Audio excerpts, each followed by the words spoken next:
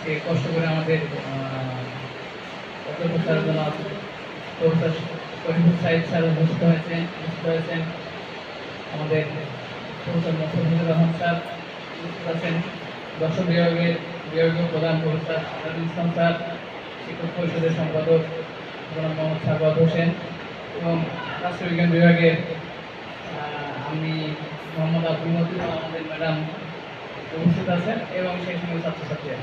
ওরা আসলে এই অনুষ্ঠানটা খুব অল্প সময়ে আয়োজন করছে, যার কারণে আমিও একটু খুব ব্যস্ত। আমি এখানে কোনো সময় সত্যি কথা বলতে গিয়ে আমি এদের সাথে 1 মিনিটও সময় দিতে পারি।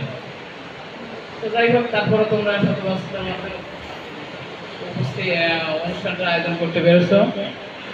যাই হোক, ছোটোখাটো ভুলত্রুটি যাই হয়েছে সেগুলো আশা করি আমাদের সবাই তোমাদের সুন্দর দৃষ্টিতে দেখবেন। আর দেখতে দেখতে আসলে আমাদের 4টি বছর শেষ করে ফেলছো, আমরা হয়তো পরে আরো কথা বলবো। যাই হোক, সবাইকে ধন্যবাদ জানিয়ে আমি আমার সংক্ষিপ্ত বক্তব্য শেষ করছি। আসসালামু আলাইকুম।